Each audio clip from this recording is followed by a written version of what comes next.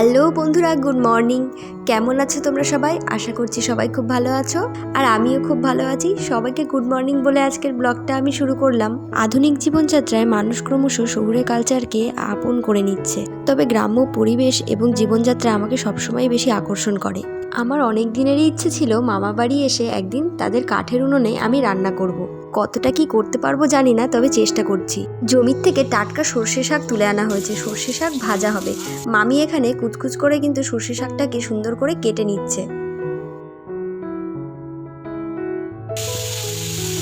না খাওয়া গেলে না খাবো।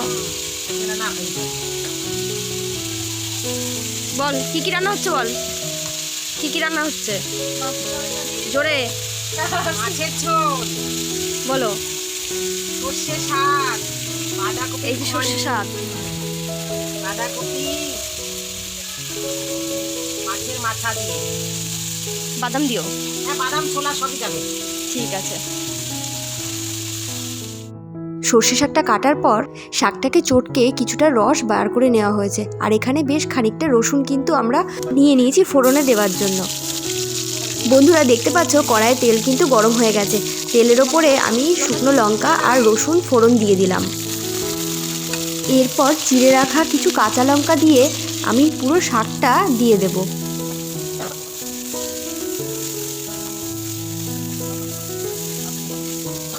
এরপর পরিমাণ মতো লবণ ও হলুদ দিয়ে শাকটাকে ভালো করে নেড়েচেড়ে ভেজে নিচ্ছি। গ্যাসের আদলেই উনুনটা তৈরি করা, দুদিকেই রান্না করা যাবে, আর একদিক থেকেই জাল কিন্তু দিলে হয়ে যাবে। কত সুন্দর আগুন জ্বলছে। মাছের ঝোল রান্নার জন্য মাছগুলোকে সুন্দর করে এখানে ধুয়ে নেওয়া হয়েছে, আর সেগুলোতে আমি লবণ হলুদ ভালো করে মাখিয়ে নিয়েছি। এগুলো হলো বাটা মাছ। সবগুলো মাছ আমি একসাথে ভাজবো না, অল্প অল্প করে ভেজে নেব। রান্নায় বোন আমাকে হেল্প করে দিচ্ছে, তবে আমি ওকে জোর বকা দিলাম হাত দিয়ে কড়াইয়ে মাছগুলো ছাড়ার জন্য। গরম তেলের ওপরে হাত দিয়ে মাছ ছাড়লে কিন্তু হাত পুড়ে যাওয়ার খুব সম্ভাবনা রয়েছে। হাতটা লাগানি খালি খালি খুন্তিটা দিয়ে তো তুলে দেওয়া যেত। হাতটাও পুড়বে না ওর মধ্যে। একই সাথে দুটো উনুনে কি সুন্দর রান্না হয়ে যাচ্ছে। একদিকে মাছ ভাজা হচ্ছে, আরেকদিকে ভাত বসিয়ে দেওয়া হয়েছে। আমাদের মাছ ভাজা কিন্তু প্রায় হয়ে গেছে। এই মাছগুলোকে আমি নামিয়ে নেব। উনুনটা দেখো কত সুন্দর আগুন জ্বলছে। উনুনের জালটা আমি একটু ঠেলে দিচ্ছি, সাথে দুটুকরো পাটকাঠিও দিয়ে দিলাম। উনুনে এত সুন্দর আগুন জ্বলায় মাছগুলো খুব তাড়াতাড়ি ভাজা হয়ে গেল। কিছু মাছ আমি ভেজে আগেই তুলে রেখেছি। এবার আমি রান্নাটা শুরু করব। আমাদের মাছ ভাজা হয়ে গেছে। মূলো, আলু আর বেগুন দিয়ে আজকে মাছের ঝোলটা রান্না হবে। মামি এখানে সব কিছু কেটে ধুয়ে একদম রেডি করে দিয়েছে। প্রথমে আমি গরম তেলের ওপর আলুগুলোকে দিয়ে খুব ভালো করে ভেজে নিচ্ছি। অন্যদিকে ভাত রান্নার জন্য হাঁড়িতে জল দিয়ে বসিয়ে দেওয়া হয়েছে। জলটা কিন্তু টকবক করে ফুটছে। মামি ধুয়ে আনা চালগুলো জলের ভেতরে দিয়ে দিচ্ছে। এরপর পরিমাণ মতো লবণ দিয়ে বাকি সবজিগুলো আমি দিয়ে দিচ্ছি।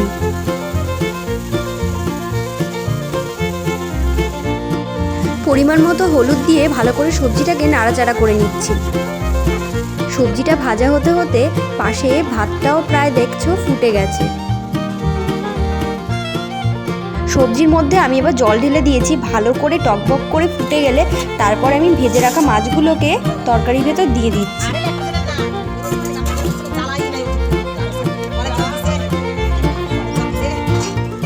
কফি হয়ে গেছে, চা কফি হয়ে গেছে, কালো কফি।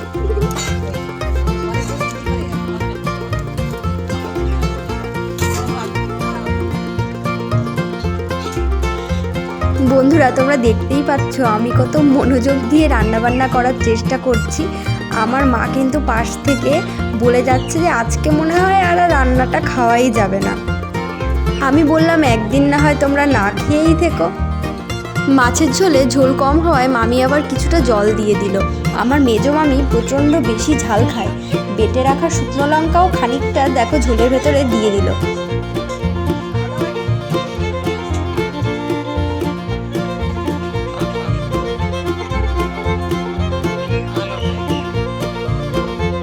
মূলো আলু বেগুন দিয়ে আমার মাছের ঝোল কিন্তু একদম রেডি। আমি ফার্স্ট টাইম এই রান্নাটা করলাম।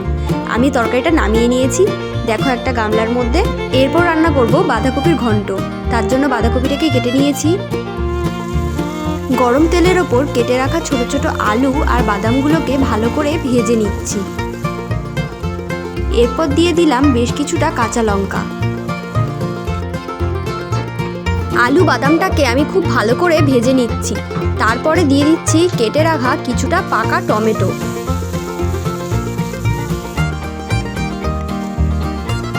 এরপর কুচিয়ে রাখা বাঁধাকপিটাকে আমি কড়াইয়ের মধ্যে দিয়ে দেব।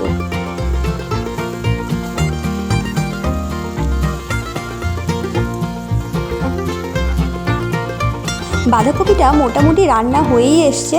আমাকে হঠাৎ করে শান্তনু ডাক দিল, সেটা দেখতেই আমি চললাম, মামিকে বসিয়ে দিলাম রান্নায়। গাইস দেখো আমরা একটা মুরগির খামারে এসেছি। কত মুরগি আপনারা দেখেন। বাড়ির পাশেই একটা মুরগির খামার তৈরি হয়েছে। সেই মুরগিগুলো দেখতেই সবাই মিলে চলে এলাম। কত মুরগি আর মোরগ। এই যে একটা মোরগ।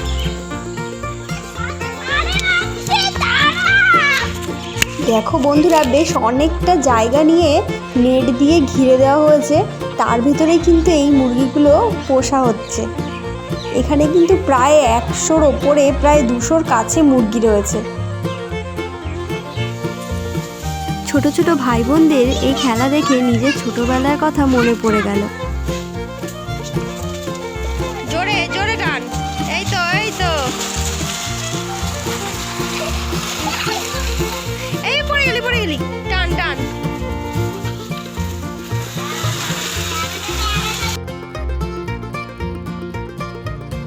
তাহলে বন্ধুরা, আজকের মতন ব্লগটা আমি এখানেই শেষ করছি। তোমাদের যদি ভিডিওটা ভালো লেগে থাকে তাহলে অবশ্যই একটা লাইক করো। আর এরকম অনেক ব্লগ দেখতে চ্যানেলটিকে সাবস্ক্রাইব করে রেখো। তোমরা সাপোর্ট করলে আমি আরও নতুন নতুন ব্লগ বানানোর জন্য ইন্সপায়ার হব। তাহলে আবার দেখা হচ্ছে নতুন কোনো ভিডিওতে। ততক্ষণ খুব ভালো থেকো, সকলকে ভালো রেখো।